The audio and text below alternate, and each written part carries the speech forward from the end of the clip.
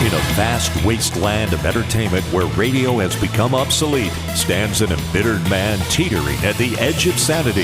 With help from radio friends, he's about to embark on a global mission that would change the course of history as we know it. Broadcasting live from the secret studios on the banks of the Brandywine River in Delaware is Mitchell K.C. Hill. And up to the Great White North in Vancouver is Alexander Knight. It's a failure to push the right button at the right time. It's always going to happen, but we do like to keep it real so that when we screw up, we got to announce and let everybody know. I didn't hit my mic when I first started talking. I was going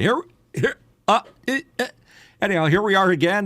Welcome for another show. The Last Angry DJ. My name is Mitchell Hill. There it is, Mitchell Hill. I'm the Last Angry DJ, and I'd like to say hi to my my co-host and producer, Mr. Alexander Knight. Alexander. Hey, everyone. Episode 12, we've talked about in the past that episode 13 is the magic number where people just absolutely toss in the towel and give up on podcasts, and we're one more away, and I think we're going to make it through this. Thanks for joining us, everyone. If you'd like to join our community, we have a working QR code. I promise this time this link will not expire. So that was the problem the last few weeks. When you scan that QR code, it was supposed to take you to our Discord server, but that link had expired after about a week or so when I created it. So this one is not set to expire. So we encourage you to join our community there and continue the conversation. Even after the show is done, let us know what you'd like to talk about in the future. And it's great to be with you, Mitch. We got a special guest today, this week, who both of us know, and I'm looking forward to the conversation to talk about a little bit about gear, a little bit about broadcast as well. Well, a lot of gear we'll certainly be talking about it. And by the way, don't forget to smash that subscribe button. I know we finally got to the point where we're begging, just like everybody else, that that's important. But we managed to move it up 2 last week, so maybe we can get it up another 2 there. One of the great things about this show is the people that we've met online for various reasons. And everybody on today's program have been associated with a program called Office Hours. And not only have we all know each other from it, I did 3 years on it. Alexander's a little bit more recent as a person on the show, as a reader and as a contributor. But we share a lot of tech. We're all gear freaks. We love the stuff we talk about. And if you're a disc jockey at any time in your life and you deal with a lot of equipment in a room by yourself talking, you're always curious about what kind of gear everybody's using.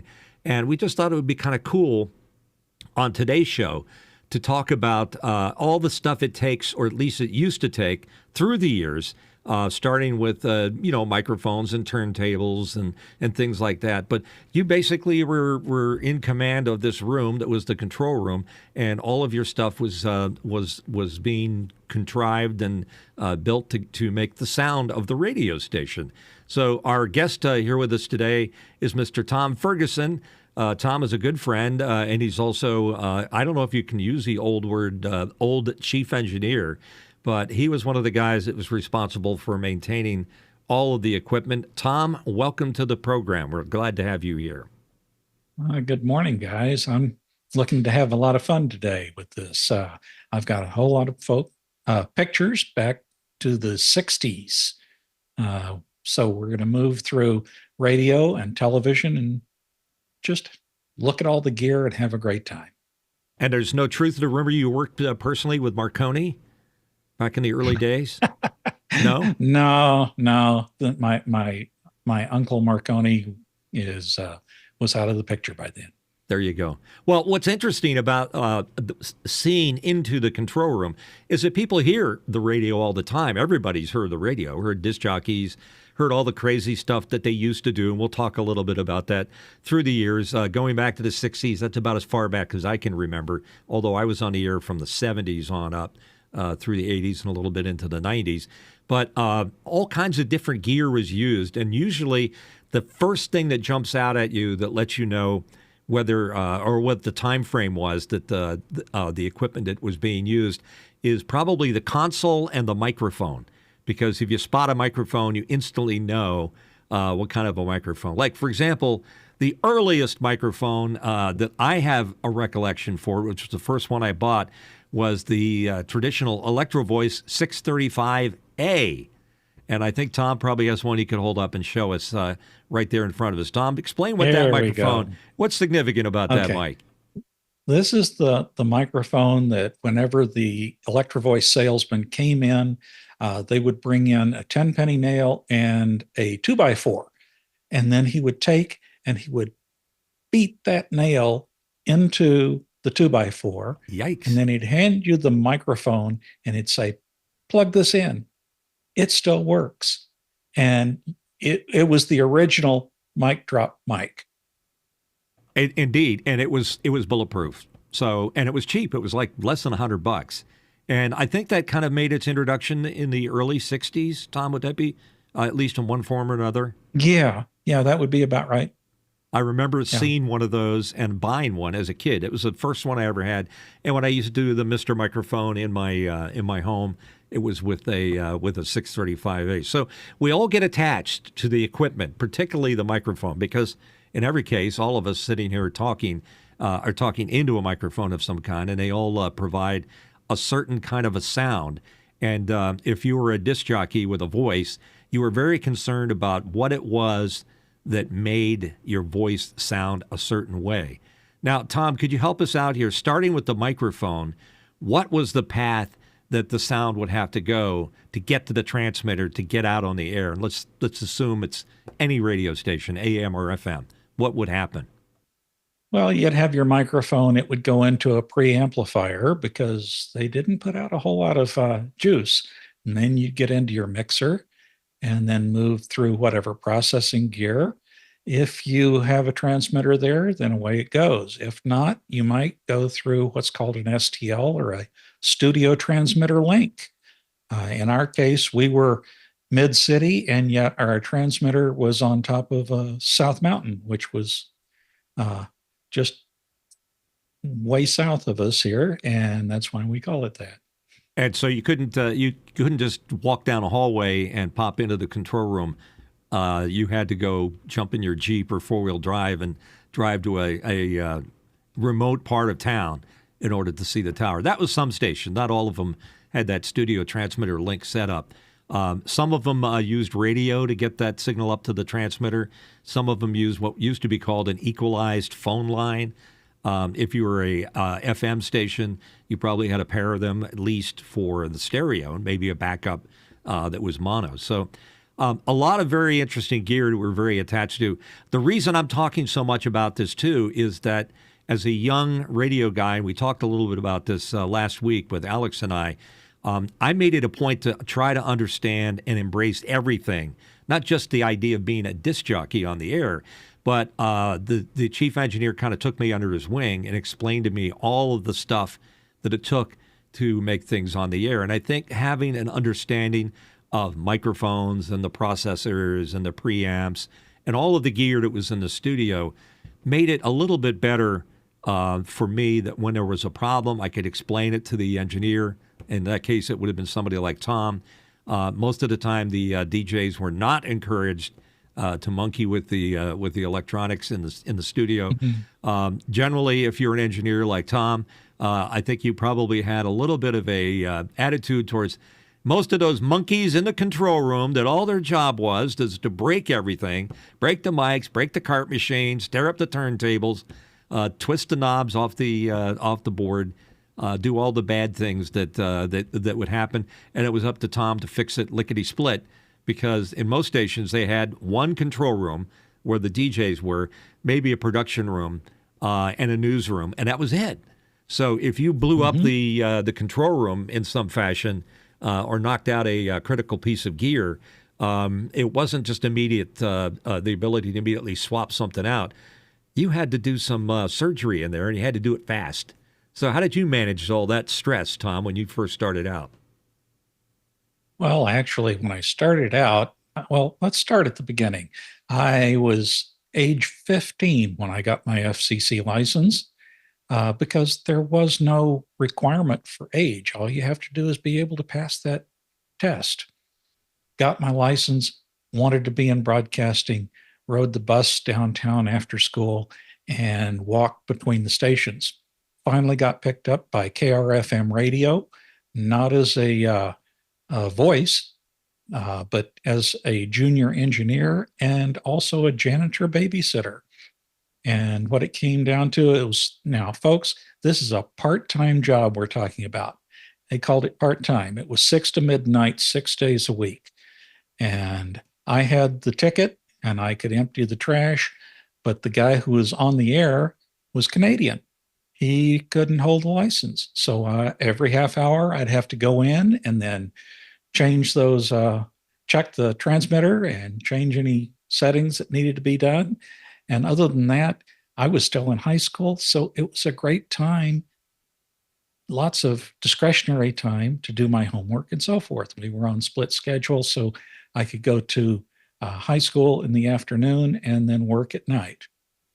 And, you're describing my situation, too, is when I started out, I would do anything.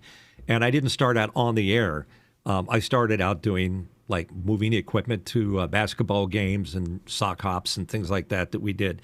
And when I did get in the control room to take control, it was it's Sunday night into Sunday morning. I'd run tapes, and I called it Sunday Morning Drive. And the only time I got to talk was in between church services or tapes.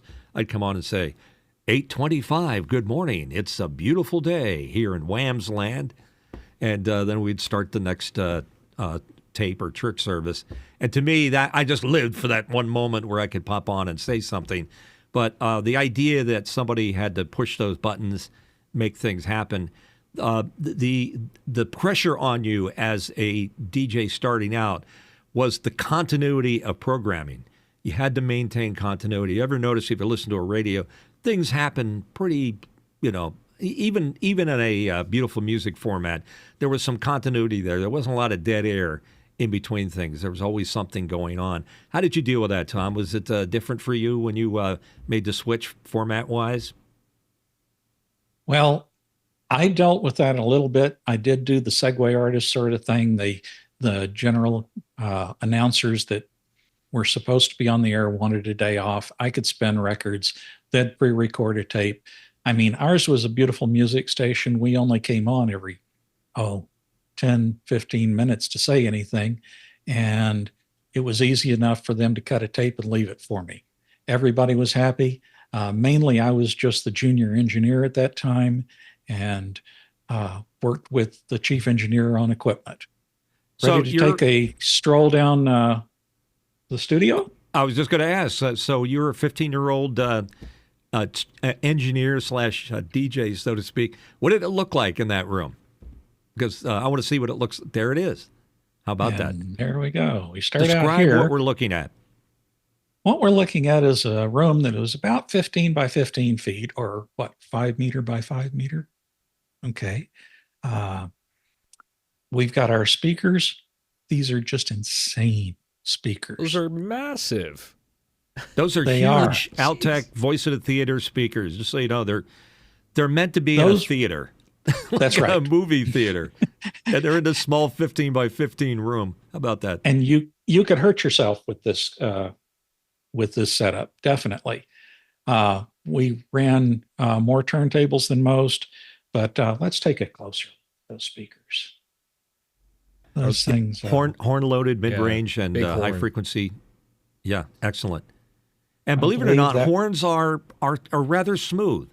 If you talk to Dr. Klipsch, who's famous for Klipsch speakers, they used horns in all of theirs. They're not squawky like some people would think. They're actually very mellow sounding. And Altec was a classic standard. Exactly. So, you got those huge, huge speakers. Then we go to, come on. There we go. What? Too many. Then we had the Gates stereo yard for a control console. And that was full stereo. We were an FM 100,000 watt station. So we definitely had a signal out there. So for somebody that only listened to radio and has no idea what was in that room and how it made, explain what the board does. What's going on there? Well, the board is what's referred to as your mixer. That's what allowed you to transition from device to device. If you're making a segue from one record to another, or you're going to bring up various reel-to-reel tape machines in this case, because you're going to play a commercial or a break of some sort. This was pre-cart machine. I'll show you one of those later when we did actually move to them. But this is the start of it. Now, of course, the mixers are much smaller and all transistorized. These had vacuum tubes and could heat the place up. And I commend whoever is operating that mixer because the levels are perfect. I used to just jam the heck out of them, and I could hear on my Gates board I used to run. I'd hit it so hard I could hear the needle slapping the maximum level. Luckily, the board could take it, but I was a bad boy with that. Okay, next shot you got there, Tom. Okay, next we're going to go to the microphone, and this will be a little more nostalgic than yours because there is the U67 Neumann microphone, which came before the 87 that's in your background. This microphone is still available today. All you have to do is fork over $7,500 for this microphone. Ow. And what's the story behind why did they choose a 67? That was the best available at the time. I mean, we're talking mid to late 60s here. That's the right. But the Electro Voice RE20, which is the now more so very ubiquitous microphone, but I think the Electro Voice was released in the late 60s, 1967 or 68, I believe. I think you're closer to the 70 because I didn't see an RE20 in the wild until early 70s. Doesn't mean they weren't released, but that is an awesome microphone for any radio station to be using because any Neumann U anything. I have a U87, which is sitting behind me here in front of my on-the-air light. Those are like super expensive things. One thing you know about radio stations is that they never have expensive gear. I mean, unless for something somewhere, maybe the owner just decided, well, I want that really sparkly sibilance when they're speaking on the beautiful music station. But most stations use some kind of like you say, an RE20, which is a very popular microphone later on, and we'll get to that. But kudos to your radio station, Tom, for having a beautiful condenser mic that today probably is worth about 3 times that value if it's still alive and working, because that's a gorgeous microphone. Quoting today's B&H prices for it. Oh, there you go. So there you go. Still buy it new. It's nice. And the other thing it used to have in a FM stereo station is that for some strange reason they used to put 2 microphones, I guess in order to provide a little bit of that idea that the DJ's moving back and forth. I saw that rarely, but like Wi-Fi 92 in Philadelphia had it and a couple other stations, but they'd have one of these big old Shure RE whatever that were like giant balls microphones that had windscreens on them, and they would have a stereo microphone in front of them. I don't know why. Nowadays, I would never see that. No, you wouldn't. Moving back into the studio. Wow, look at that. Lots of reel-to-reel going on here. We're talking about every commercial that we would run would be reels that you'd have to load up in between records. No cart machines yet, no digital. That's a long time coming. So we would do that. So it's an Ampex 6 series tape machines that you're loading up? The 600 series. We had one deck that could do the recording. Let me go back to that. Oh, so it was playback only. That's interesting. Those were playback only machines on the right. And so we had 3 machines we could use.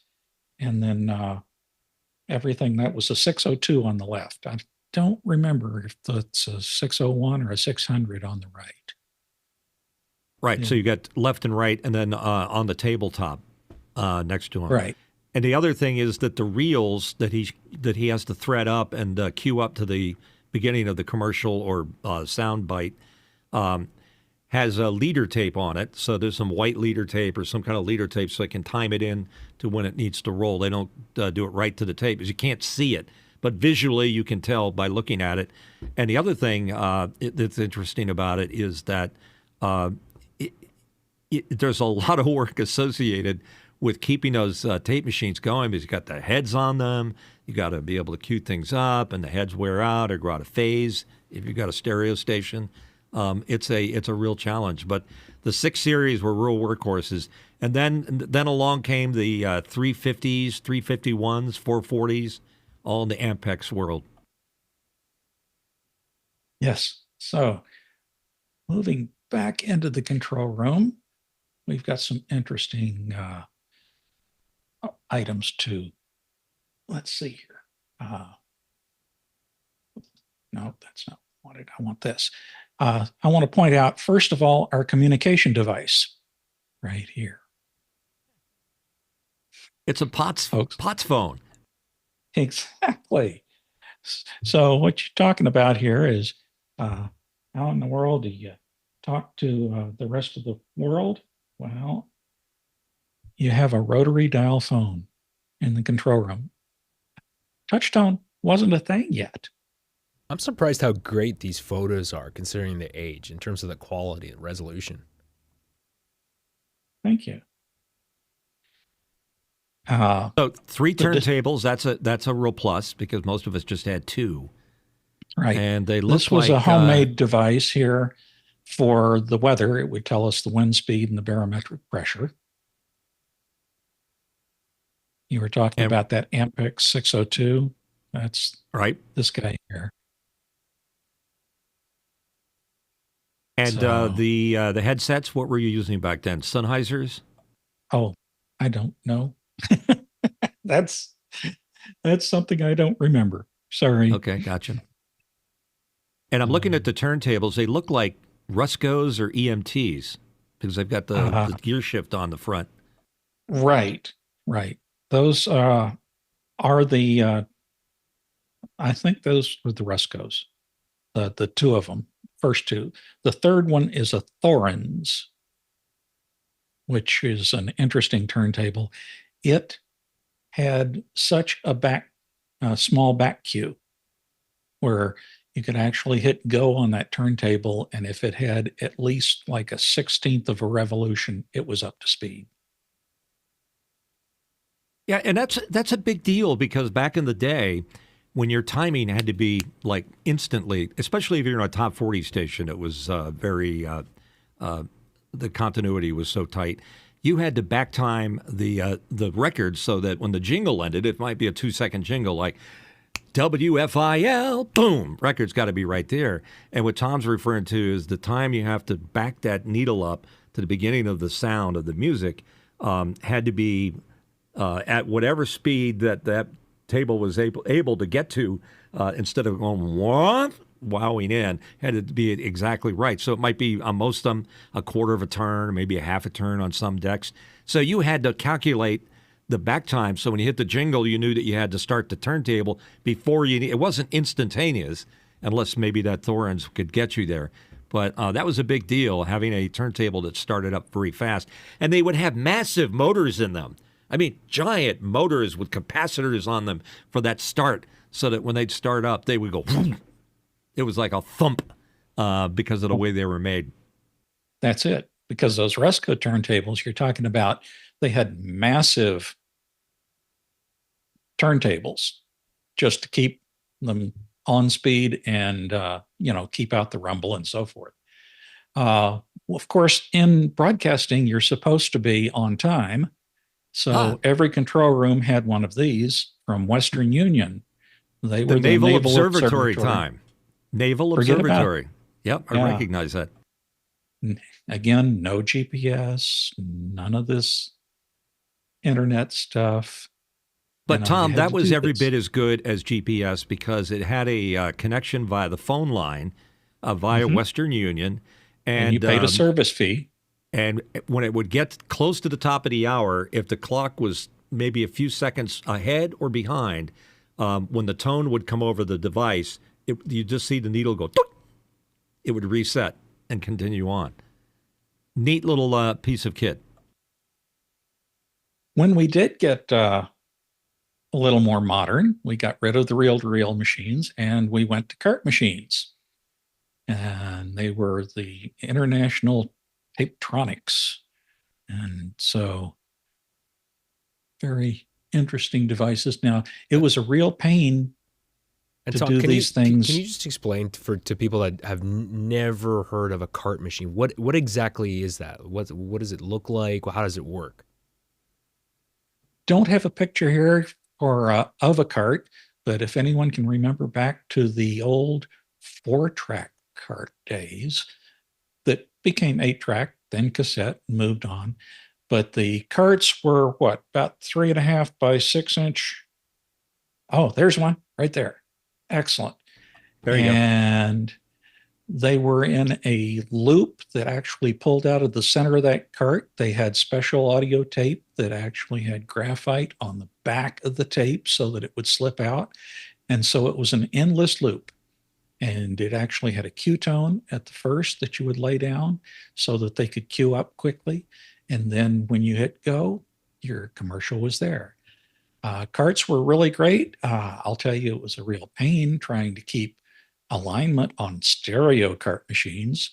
That was a bit of a challenge because you didn't want your phase to get out and so forth. But no, they sure were a boon to speed and queuing. And of course, the DJs were in the room.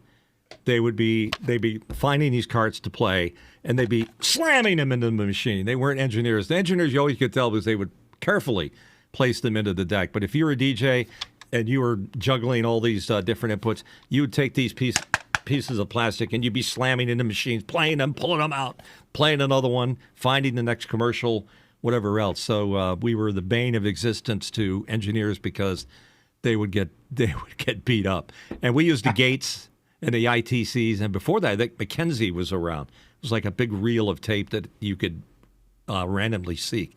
So that was kind of a neat thing that really made the continuity of radio rather unique at the time. And how resilient Alex, you have something you want to say? Yeah, how resilient were those things to dropping?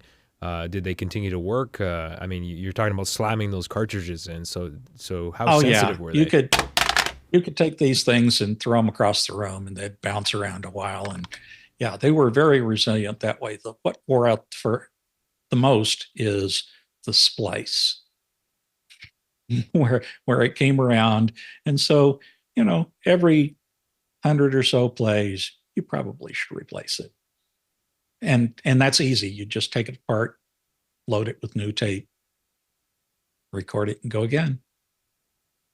Here we go. And this was the fun stuff that happens behind the scenes that made radio what it was. For those that have no idea how we were able to maintain all that continuity and have all these things happening, sound effects, jingles, commercials. And in some radio stations, they were all carts.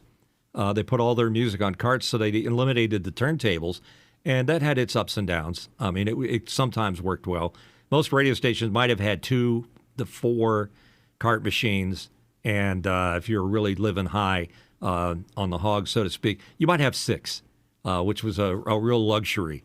But most stations only had a few of them, mainly because there was always one that was down for some reason or other. They're a complicated piece of kit that had these capstans that had to pop up and hit the pinch roller inside, and as Tom was saying, the tape heads could get out of alignment or just get dirty. Because all the use. So cart machines were a big change for us radio people in our little control rooms. It made a big difference. So we were always having fun. And as you can tell, I was. Is that a young Tom? For sure. That's a young Tom. There actually was young once. Hard to believe. Look at you. And that's the same room we've been looking at, right? That's right. So we're in radio, circa 1960 what? Early 60s? 66 through 71, depending on where we are. This is probably closer to the 67, 68. I was still in high school. Now, you talk about radio stations. What did radio stations have to do, Mitch? You did something Well, like that?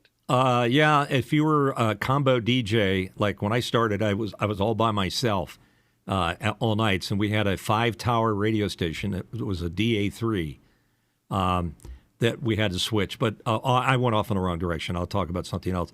I haven't seen a clock quite like that, Tom. But basically, Tom is describing a music clock that determines what songs get played in what order in the course of an hour. So if you took an hour and you sliced it down, or you Exactly. adjusted the tempo, that's a tempo map that he's showing right there. Tom, explain what that is. Well, here you've got your music pattern. We started out with, since we were a middle of the road music station, something about a medium beat, something orchestral like that. Then you would go up to something much faster, upbeat, up tempo. The X means it could be anything. It didn't mean that it had to be orchestral. It could be novelty, guitars, anything. Then we'd bring it down just a little bit for the third record and the fourth record to get back down to medium. As you go through, what you're doing is you're setting a mood here throughout the hour. And this is a full hour, and this is called bright first. And the hour was always this music pattern.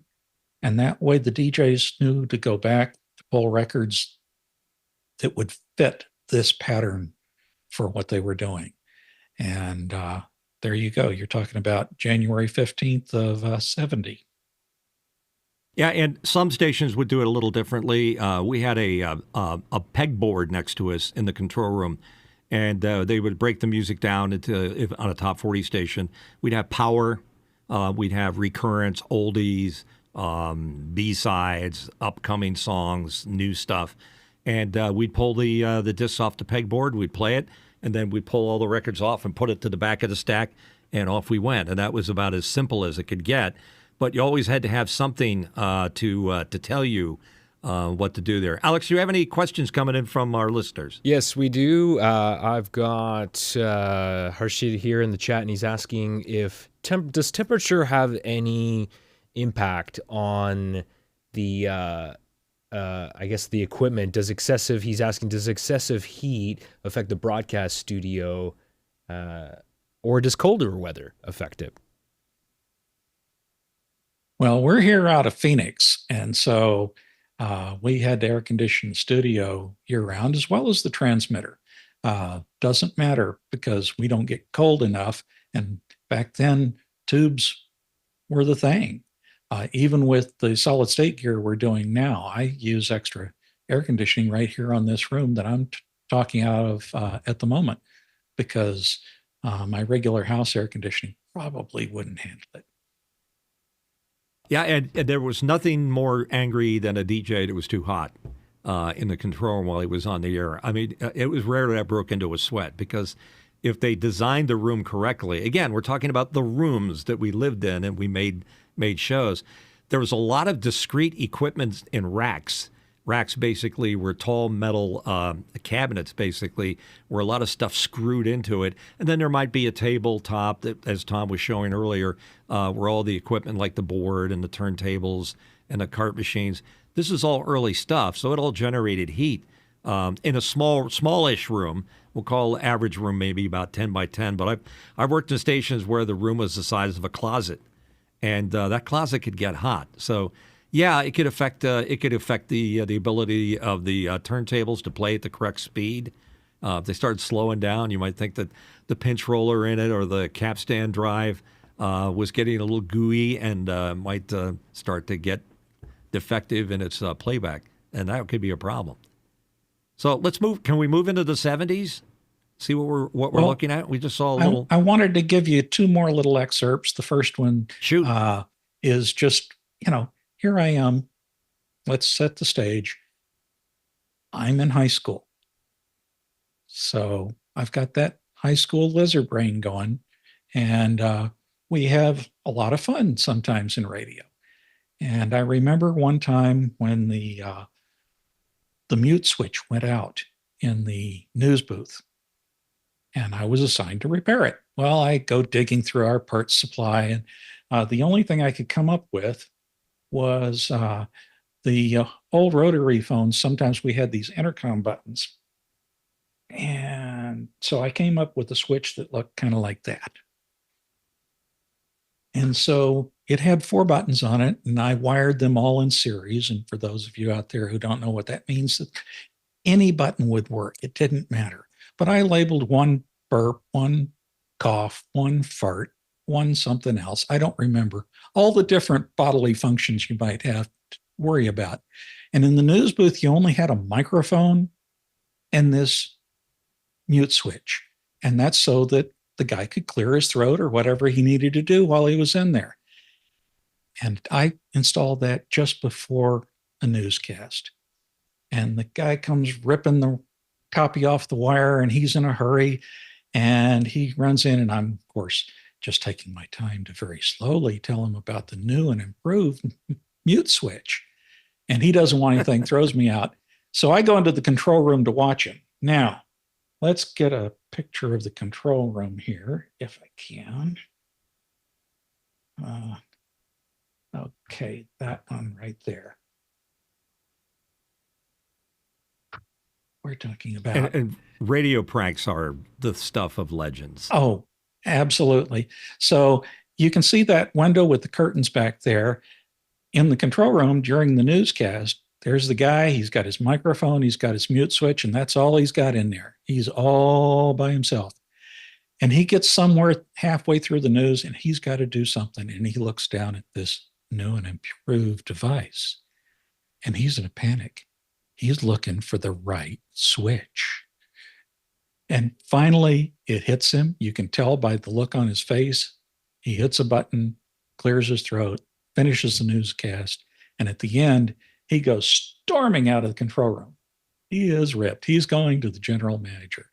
I get a call a couple of minutes later. Said, very funny, Tom. Go get one just like the other mute switch and have it installed next hour. So it was, look, there was always this line that was drawn, sort of like Les Nessman on WKRP, between the engineering staff and the on-air staff, or we'll call them talent.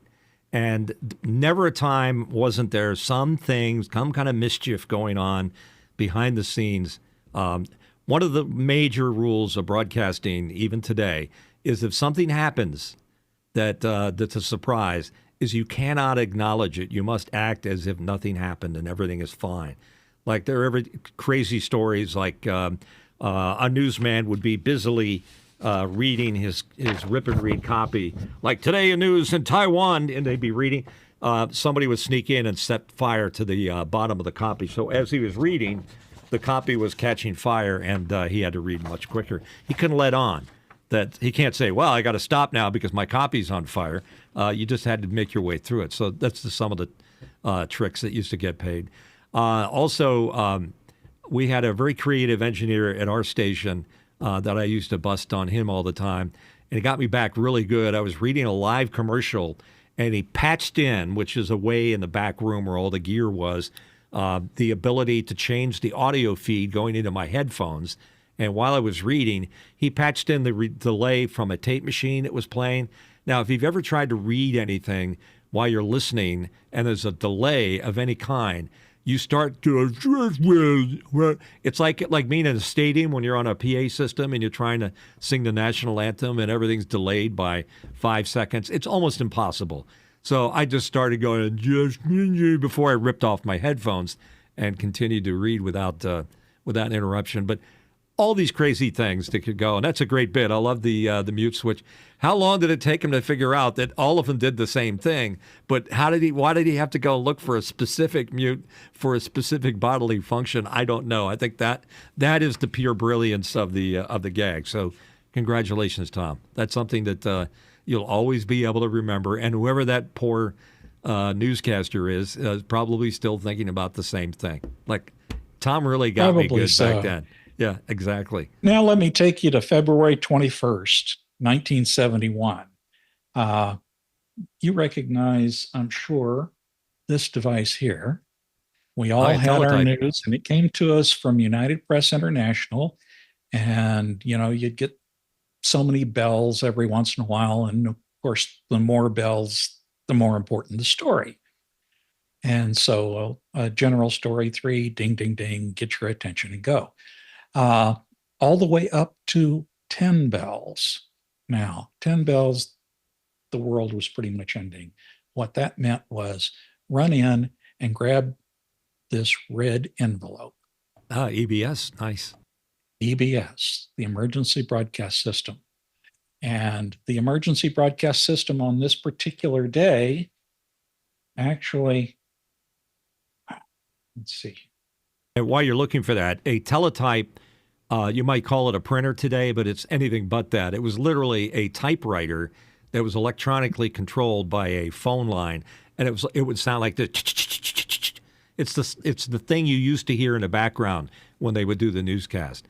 And it could be either UPI or and why API. was the logo so big? Can you explain why it's 5 inches So you can tall? tell instantly the source of the information coming off the machine, whether you've worked there or not. I just took it for granted. Oh, let me check the AP or let me check UPI, or whatever.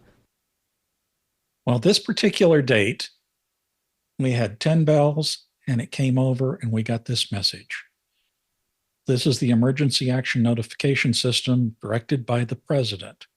Normal broadcasting will cease immediately. This is not the one that starts with, this is a test. This was a real emergency. Supposedly, we'll find out. It turns out the guy in NORAD loaded the wrong tape and sent out the real thing and told everybody to shut down the system, shut down your radio stations. What they were telling you is to do that. Now, the way they do this and make sure that it's not just a false alarm is they had in that red envelope the authenticator words. And in this case, the start was hatefulness. And as a piece of nostalgia, I happen to have that piece of paper. There were 3 months worth of words in there. And the word hatefulness was right there. Now, in order to stand down from that, to find out that it's an accident, you have to have, again, the right authenticator or termination word instead of activation word. In this case, it was impish. And it took them about 10 minutes to send that out. In the meantime, stations across the country, well, only one in Arizona, actually, and that was in Lake Havasu City. And he just signed off the station as he should have done, as everyone should have done. But everybody else took this thing as, oh no, this can't be happening. This can't be real. And the guy up in Lake Havasu didn't even tell people, oh no, this is a real emergency. He just signed off the station. So no one in our state, very few stations across the United States really took this seriously. And it was proving that our emergency action notification system, or EBS, had failed because of the human factor. And typically, must have had one so many station would be the meetings. primary. One station would be the primary. So there would be one station on the air, but everybody would be instructed to tune to station XYZ, whatever it was, as the primary station. Usually had the best coverage. So that's kind of an interesting situation where it was just too bad news to believe correctly. And we had that happen not too long ago with the new EBS system, which is in place now, where they got this message, I think it was in Hawaii, that the missiles were coming and it's time to run for your lives or do what are you going to do? A nuclear holocaust of some kind. There's no place you can go. You're not going to be safe. So shall we jump into the 70s? Absolutely. Now you're getting into my time. Okay, but we're going to move to television now because that's where I went. I started working for Cool TV, it was KOOL in Phoenix, if you'd believe that. Our sister station was KOLD in Tucson, of all things. But Cool TV was the CBS affiliate at that time. Let's see, let's point out a couple of things in this. Right up here, Recognize There's that clock. There's that clock. That's how we knew what time of day it was. And I mean, when that thing hit the top of the hour, you would hear the ping, and they would say, "This is CBS," and would move into the programming. Was CBS like right on the mark? Would it switch on at that exact point when the needle hit the top? Because we Back noticed in with that ABC, day, yes. they were always ABC was always like 5 seconds off. No, we were dead on every time. This was the master control room, where you had a shading position. This is what takes all the cameras and makes sure that they're correct. The little bitty control sticks down here actually allowed to change the black level, the iris on the camera, the amount of luminance that came in, and so forth. The next up was the technical director. He sat at the video switcher in this area, and then the audio guy was way over there to the right. But we will go through and make sure that we look at each one of those.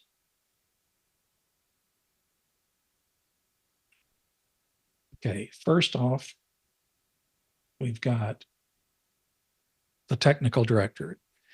This was the first switcher that I ever ran. I don't recognize that. What is that? Well, that was actually a serial number 1 RCA, almost beta, if you will. None of the square buttons like we're used to and so forth, but it was a 2 mix effects. And that's where I first started out cutting my teeth in technical directing. Then this is a shot more from the angle of the director. He could oversee all the monitors and call the shots for the technical director and the audio guy. The shader, he's just kind of somewhere over to the left and didn't need to talk to him at all. Then we replaced that switcher, and this is, of all things, called a Sarkis Tarsian. It was a 4 mix effects switcher. Boy, we thought we were in tall cotton then. We were just moving right up and could do all sorts of effects. Tom, can you explain what a mix effect is? Okay. Mix effect is where you have a couple of rows of buttons, for instance, here, the 2 sets of red buttons there, and you would have what was on the air and then what was next up. That bar, that handle that you see off to the right, then could be pulled down to dissolve between the two, or if not dissolve, it could be a wipe or some other effect. What you could do is set effects within effects, the green buttons, the blue buttons, and so forth. Mix effects 1 was the top of the switcher there. And you could set, for instance, something that could be called a mat, and that would be our lower thirds that we do here, or any other effect that you needed, be it that wipe or mix, or say a picture-in-picture. A lot of these things that we're talking about, like picture-in-picture, that was something you did at a television station with a board like this, not something you did at home or on your phone. We had a Vidifont machine, it was called. This is for doing your title keying, anything we needed to do for news. Type in a quick title for someone to overlay in the mix effect to be able to do that during the newscast live. Most people used Chirons back in those days, but that was a legit company. And so I'm just curious because I noticed a lot of these photos are in black and white. Was this because they had color? Then was that a style choice? Was it more expensive to develop color photos? Well, this is what I had in the camera, and it was also good for, we didn't keep a lot of light in control rooms. And so I shot Tri-X here, and we're talking about, just available light, not flash. This is kind of my own records just for being able to remember nostalgic back. And, it was inexpensive and easy to use. So next, behind the control room was the film room, where we had 2 film chains. And what you're looking at here on the left, right here, is a projector, 16 millimeter projector. There is another one you can't see back here. And that's the second projector. You have a dual slide projector right here. And then finally, the camera that picked up all this. Now, where would the beam splitter live? Okay. The See this little box here? Yep. Okay. That's where your beam splitter would reside. Now let's take a look at it. And that's what it looked like with the cover off. Your beam splitter is right here.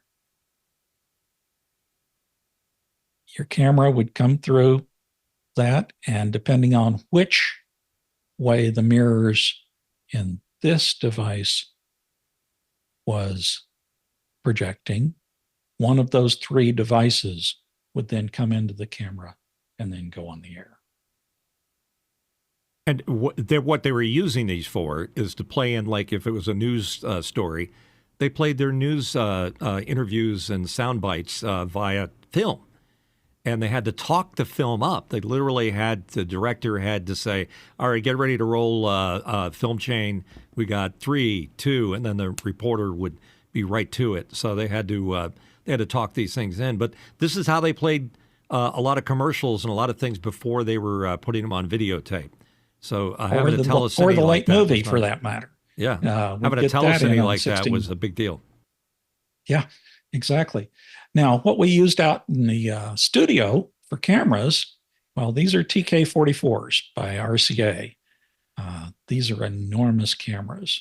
I mean, it took a couple big guys to put one of those on the pedestal and move them around. Especially on that big jib sitting there in the middle.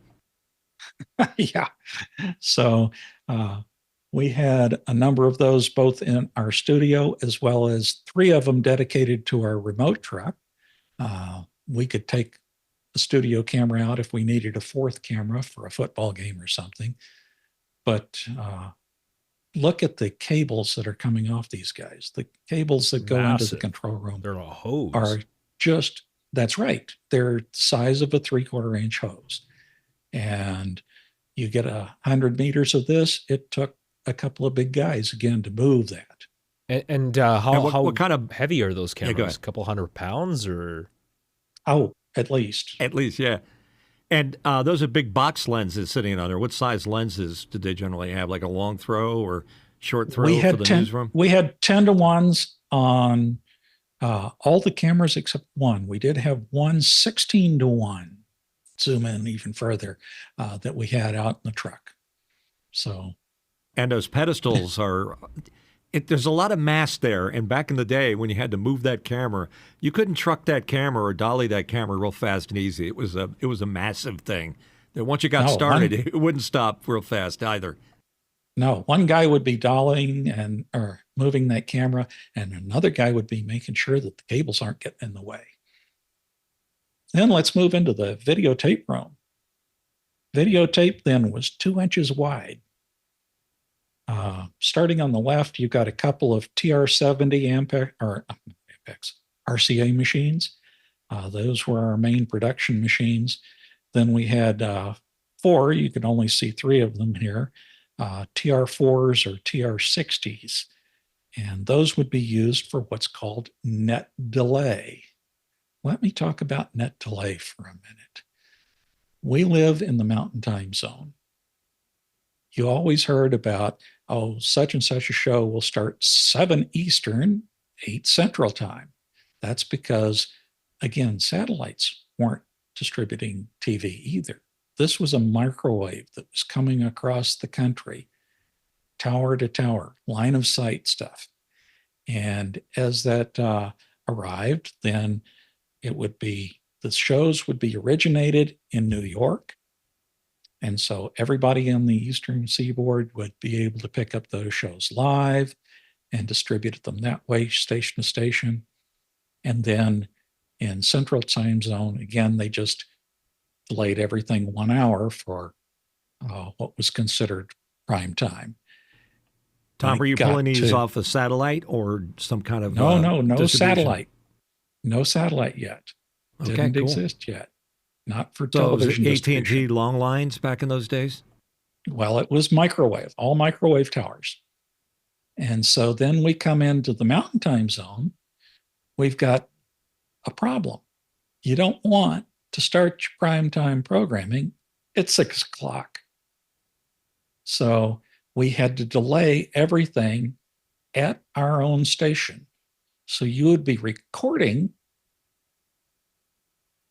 50 minutes worth of tape, doing a 10-minute overlap at 40 minutes in, backing up those tapes, queuing them up, and being able to show them at the right time. Unless you were lucky enough to be in, not be in daylight savings time. When the rest of the world was in daylight savings time, then we had a 2-hour delay, and we could record half of the 3-hour prime time on a 90-minute reel, back it up, and the other half on another 90-minute reel. And of course, you had to do backups too. So jockeying all these tapes with 4 machines was a full-time job in the evenings. And keeping them all operational because they had just racks of circuit boards that had to be tweaked. Because I remember anytime I ever saw a quad machine, which is the 2-inch tape, that there'd be the service panel was always open, and there are always test leads coming out of it where they could tweak the thing when something was a little out of whack or the HV had to be adjusted or the timing of the device. I guess this might have been before time-based correctors, or hopefully there were some time-based correctors involved. But it could be a real you could be a real genius if you had a greenie for tweaking, because that's what they used to make it happen.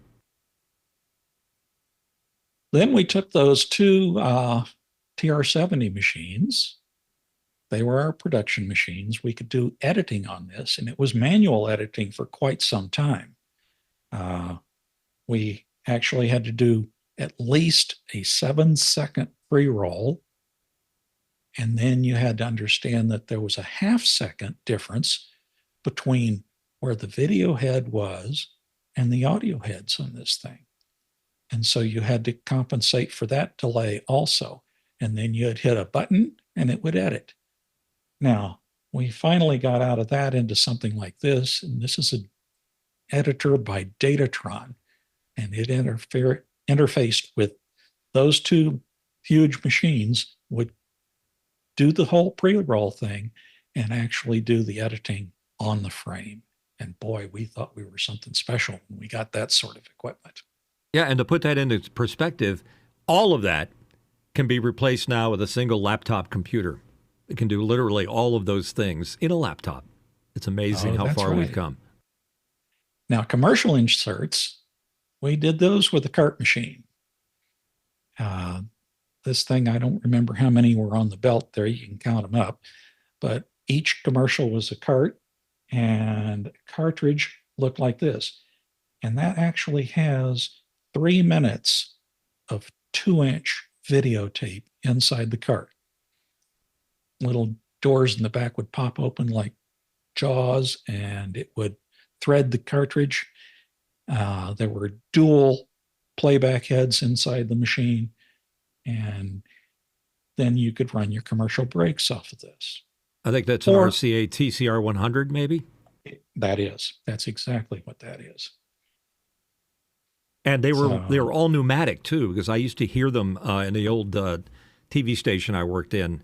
If you stand near the machine, all you would hear it's just all these crazy noises as it would move their way through it. And you got your time-based corrector there. Well, this is time-based corrector. Actually, it was one of the early frame synchronizers. It had enough digital memory in it to handle a single 480p 30 frame. So a frame would come into this thing analog, it would load it into the digital memory, and it would come out analog. It's about 10.5 inches high, fits in a 19-inch rack, weighs a number of pounds, and the technology back then, a single frame cost $30,000. This is 1970s It's amazing money. Okay. And the reason you needed these things is if you were switching between two different sources, they had to be timed exactly to the frame, because otherwise you'd get a picture roll in between the switch. So these time-based correctors or synchronizers made sure that everybody was happy and on the same frame. So when you went to one source to another, it would happen in the frame. Exactly. Now, think about this. This is what's built into something like our little ATEM switchers now. There's one of those built into every single input so that you can actually dissolve between inputs. $30,000 worth of technology on 8 inputs. And then you go on from there for the switcher. It's amazing what we've got. Yeah, in such a short period of time, all this video technology happened. And remember, all of the things that we're doing that Tom's describing here were discrete devices, each doing their single job. There wasn't any conglomeration where it had a built-in time-based corrector or had a built-in editing system or could do anything. You had to have a separate device, and they were expensive to do each of those, because memory back in those days was super expensive, for one thing. Tom, we have a question in the chat from Guy Cochran. Guy's asking, how long, if you remember, how long would it take to rewind a 90-minute tape? You could do that in about 3.5 minutes. It's not bad. That's fast. And did you ever have a quad tape self-destruct in the middle of that 3.5-minute rewind? No. We replaced those because those were your lifeblood. That was actually prime time you're talking about. So we dual recorded so that we'd be ready for anything to fail, and then back them up. And in prime time, we replace those reels probably every 3 months because, and that was an expensive proposition too. I don't remember what they costing at that time, but we had to go to the assistant chief engineer to unlock the cabinet that had 90-minute reels in it. And just to reinforce the expense of that much tape, because that tape had to move pretty fast across those helical scan heads, or not helical, those were stationary heads, had to move pretty 15 fast. IPS. 15 IPS, that's a lot of real estate. And just to put it into perspective, The Tonight Show with Johnny Carson only has in their recesses of the building so many years, because it was so expensive. Even the networks would record over each show because they couldn't afford to replace a separate reel for each hour of the program. So, yeah, that's a big deal back then. Exactly. So that's pretty much the days that I spent in, with CBS. I moved on from there to move to working for the city of Phoenix. The police academy wanted to build a new training studio, and what they wanted to find, they were looking for a police officer that had a little bit of television engineering background. And what they got was the opposite, a television engineer who had a little police background. The reason I had police background is I joined the Phoenix Police Reserve in '77, 3 years prior, and went through the academy, became a certified officer, and really enjoyed that time. We built them a studio for training.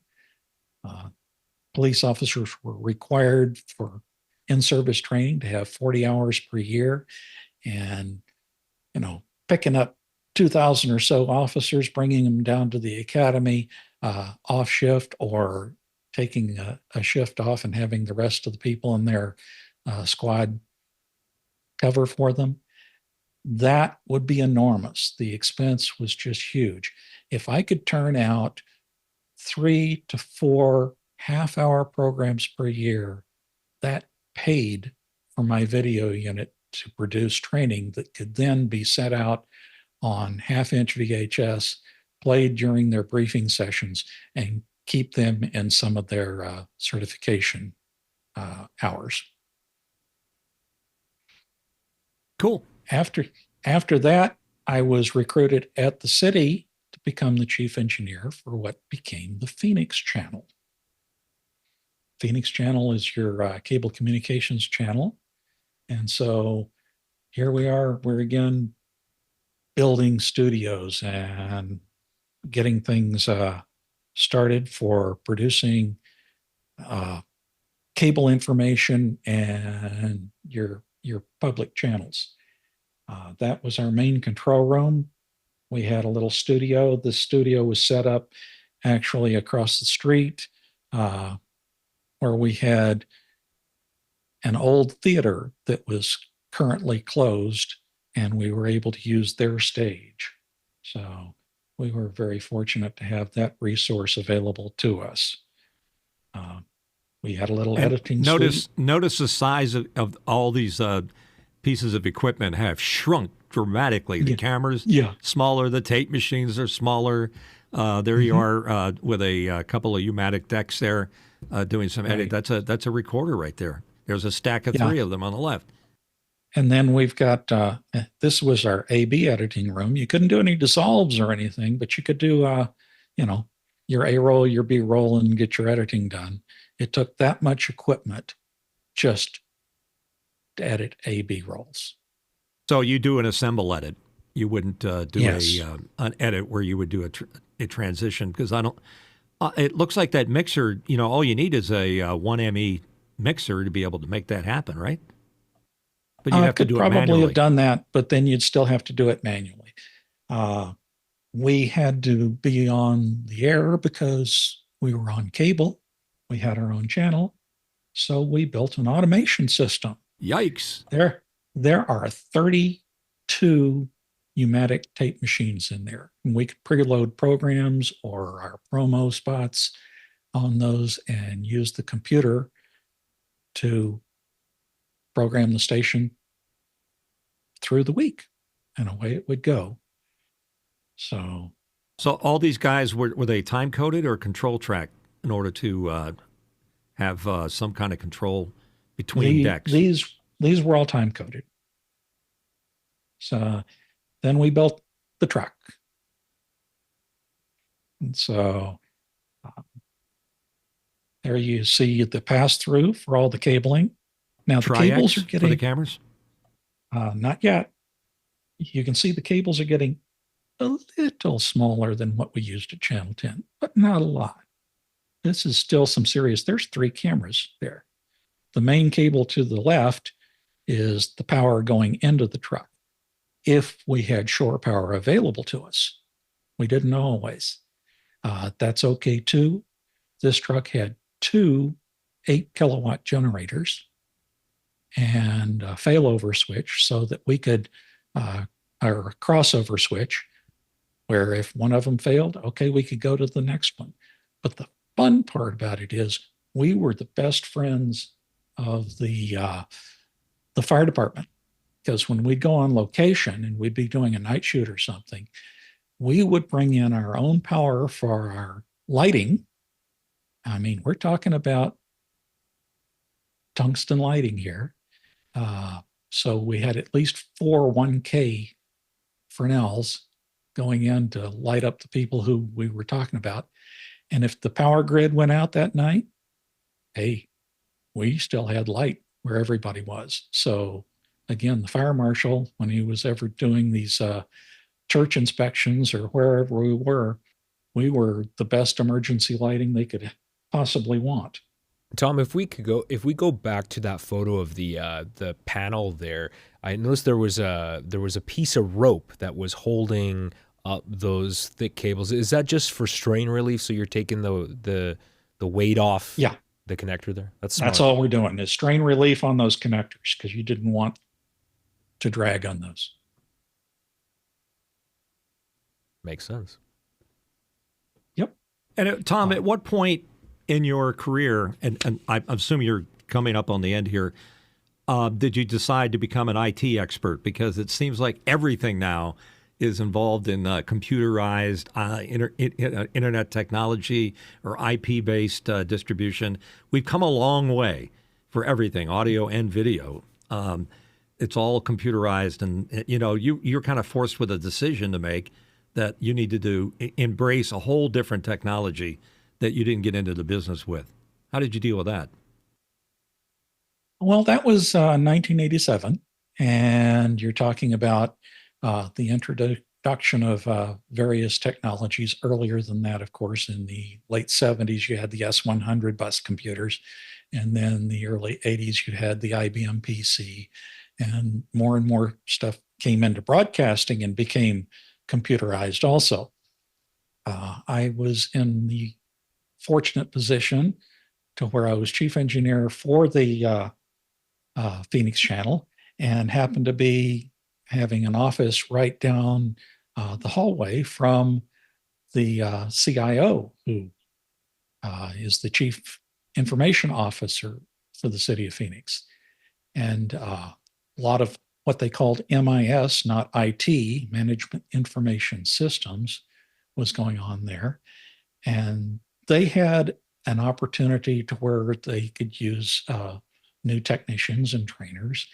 And every time they wanted to get into something and recruit someone like that, they would come over to me because I had the background with these smaller computers. They were big iron. They didn't understand these little guys. So I had the chance then to help them recruit a number of their technicians.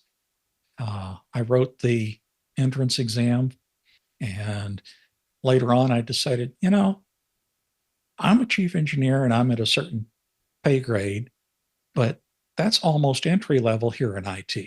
So let me go over and ask the personnel manager if I could get on a transfer list.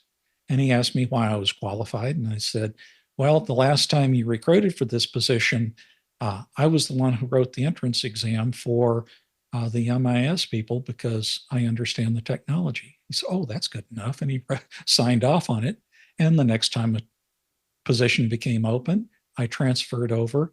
And so I had 20 years in broadcasting and then a new life, another 20 years with the city in IT. And that's great. As I went through that, I went through training. I went through network manager. I was also finally their enterprise security manager of IT just before I retired. So you've seen quite a bit, and I think Alex has a question too about if you look back on the continuum of time, how things have changed. Alex, why don't you jump in here? Yeah, I just wanted to sort of get Tom's opinion on the current state of the union of the broadcast industry. I mean, you've obviously you've taken us through a lot of history here, so I value your opinion. Where do you see the broadcast industry now? What are people doing right? What are people doing wrong? How do you see broadcast terrestrial radio surviving or even evolving over the next decade? Do you think hyperlocal is the answer? Do you think they need to be experimenting with other mediums? Any new technology trends? Like, what do we need to do to keep that thing alive? Well, of course, the technology is going to keep it alive, but then the programming and the talent is what the people want to watch. What we need to do is raise the bar on what is considered acceptable television. What we're doing here, the three of us, we look the way we look because we care about what we're trying to put out as an end product. We're in a phase right now where too many people are taking out, and while an iPhone can look really, really good, it may not be the right tool at this time, depending on the environment. So I think they need to, especially if they're going to be doing a remote from their home or something else, give a little thought to just a little bit of lighting. I mean, we have battery operated lights that are just fantastic nowadays. So just a couple of little stick poles and some lights could go a long way to make it look better. And I'm especially taking swipes at news. Now, as far as news, we're going to get into an opinion of an old guy. News now is just as political as politics. So I would really rather news get back to be news, but it's become sensational. It's just like everybody wants, the clickbait. So it's hard to tell whether it's going up or down or sideways. I'm an engineer. I'm not the right guy to ask that question. But you've seen it come from, from its humble beginnings to where it is. I mean, it's like comparing Walter Cronkite with Sean Hannity. There is no comparison. They have totally different styles. You may like Sean Hannity, but you may not even know who Walter Cronkite is. But that was a different time, a different place, and different style. But the technology has enhanced all of this ability to send all this information around. How do you feel about technology's cooperation to make all this happen? Oh, I think technology is great. This is what keeps me moving. When I was getting into television early, this is, I want to say circa 1980. Remember going to my first NAB, National Association of Broadcasters convention. And I walked in, and at that time, to get anything ENG, electronic news gathering, from a helicopter back to the station, you were operating a self-tracking microwave mounted underneath the helicopter that shot back, in our case, to the South Mountain relay, and then a studio transmitter link on down and put it on the air. So to show this little self-tracking microwave, I walked in the front door, and there was a Jet Ranger hung from the ceiling so that you could walk underneath it and see what this little Microwave Associates gadget looked like. And it just blew me away.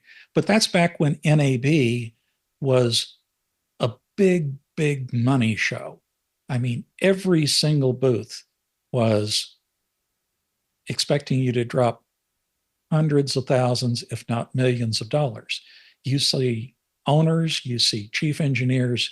You didn't see just everybody at NAB. It wasn't the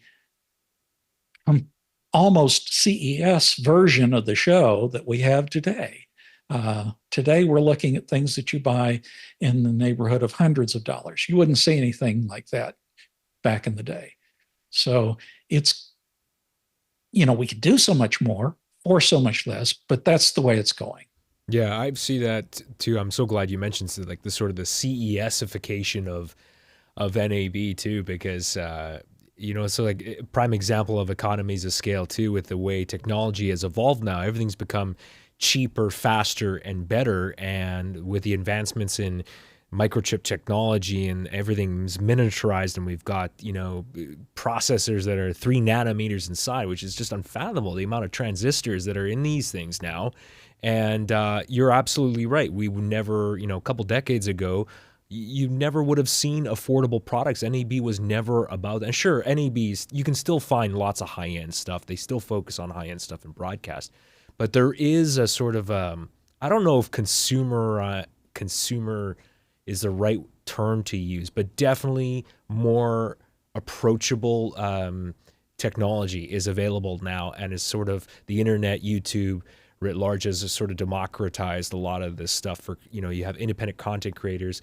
YouTube has given a voice to people that never had a voice before, and certainly technology has played its role there too, to give these people a voice that they never had before. So it's pretty amazing times that we live in. But I'm genuinely concerned about terrestrial radio, because I think it still serves a purpose. I think that it is still valued. And every time someone tells me, "Oh, radio's dead," it's just not true. I mean, you just look at the numbers. People are still, millions of people are still listening to radio. Now, I'm not saying it doesn't have its problems. Clearly, it does have its problems. I think in general, a lot of the stations that focus on just playing music, I think a lot of the personalities are a little on the boring side. At least the stations that I listen to, that back in the heyday, 25, 30 years ago, I mean, all of my heroes are now gone.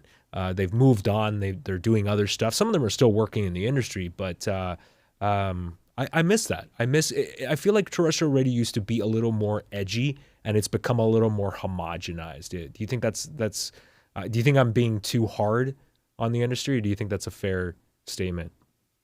Oh, I think you're spot on. So no, the industry, it's evolving, and I really don't have the crystal ball to tell you where radio is going. I certainly hope it's got a future. I would like to think so. Uh, I know they talk about AM going away, but no, come on, guys. There's still a place for all of this. Yeah, and remember, this is all of these things, TV and radio and broadcast and internet, it's distribution. And that's what the building of radio stations and TV stations always was about, was their ability to distribute information and education. The technology may change over the years, but the need to distribute the information has not. It's still the same. So there's a lot more variety today. And in many ways, the technology changes that have happened is very much like the Gutenberg press did for printing, what computers have done for broadcast, whether it's TV or radio, is that all those rooms of equipment that you saw Tom showing had now been replaced by stuff that can be done in a computer, maybe by an individual, maybe by an AI. It doesn't require as much work. So the issues are you have to change with those times, because I don't think that the people that were handwriting books back when the Gutenberg press was coming out were going to fight the idea that the press was going to replace their jobs. Maybe they did. But what it did do is it fundamentally changed the distribution of information. You no longer had to pay huge sums of money to have a book in your possession. So it was no longer just limited to people with lots of money that could have that information. It was open to everybody. And that's the same thing that's happening today. It's the democratization of information, and technology has gone hand in hand in making that happen. Got a couple more slides on that truck, and then we can wrap up if you'd like. All right, sounds good. Here we are. This is from the audio person's chair. Looks like a Soundcraft board there. Yeah, that's a little Soundcraft board. In the front of the truck, you have 3 operating positions. On the left, we've got a guy who can load up different tapes for playback. Master record is all the way over there on the right near the table. The one guy on the left would also handle anything as far as titling. So I would do that. In the center position, more titling and camera shading. And then finally, the technical director over here on the right. You have a producer next to the audio position. Is that a board producer? Looks like they're reading something to keep entertained. I was just taking photos, and she was there. One of my best employees. There you go. But there you go. That kind of gives you an overview of the truck and what it looked like. I mean, outside, okay, we were channel 35 on Cox Cable. Well, the cool thing is being able to see, this transition of gear, whether it was for radio or for TV, through all the years, and seeing all that, Tom, is wonderful stuff. Alex, you have any more questions coming in before we wrap things up? There's one more question here that we want to get in from the chat here from Mark Giuliani about. He's asking, how do small radio station owners compete with the larger iHearts that have so much debt? Golly, of all people to ask me, that's Mark. I'm not your guy. I don't have that crystal ball. I wish I could tell you, but you've got to, of course, carve out a portion of the market that's unique. iHeart's playing the same stuff over and over and over again.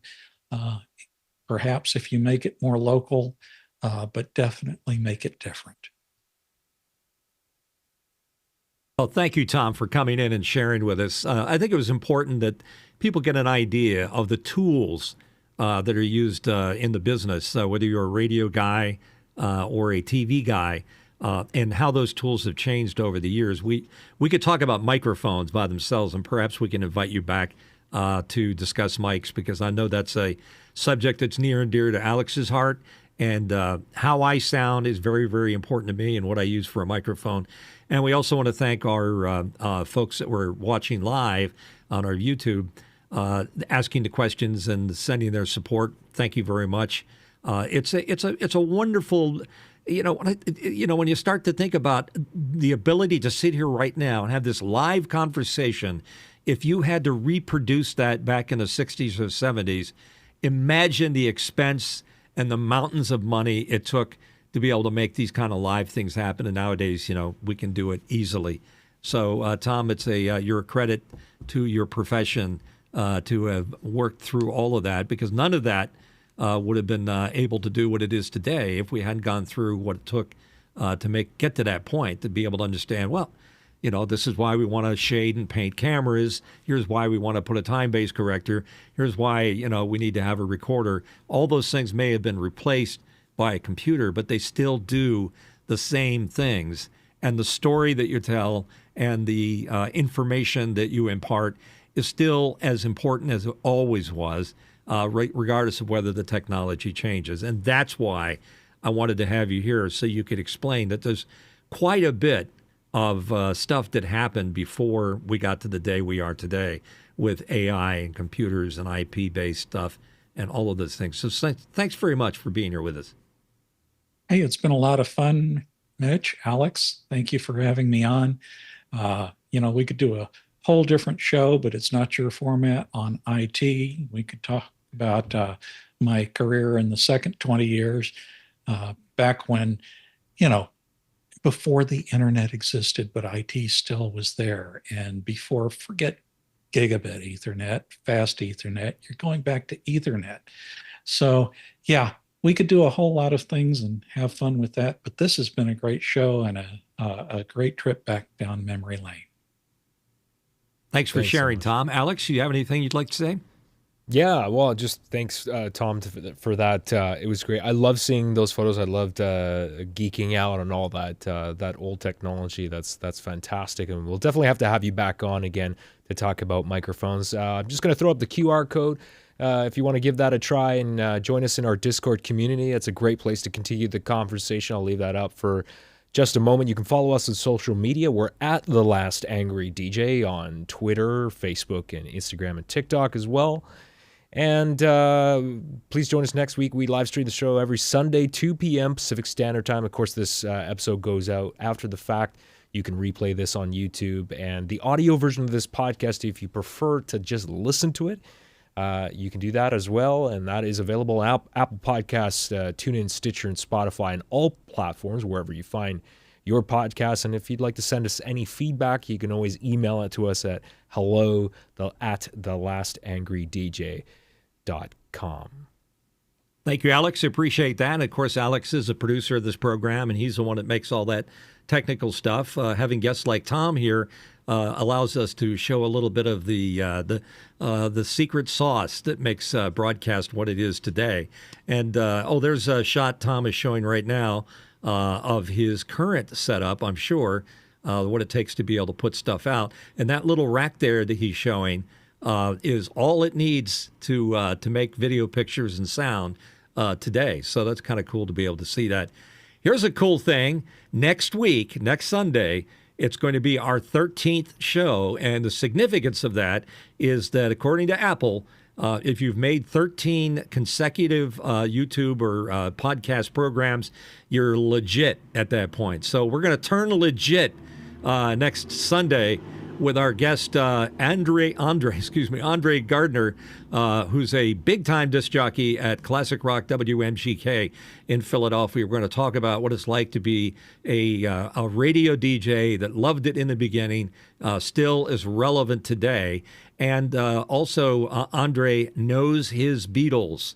In fact, he has a syndicated program called Breakfast with the Beatles. So we're going to be all Beatles, all classic rock, all the time on our next program. So please join us then. In the meantime, thanks again, Tom, and thank you, folks, for watching. We'll be back, and hopefully you're listening on our podcast. See you later.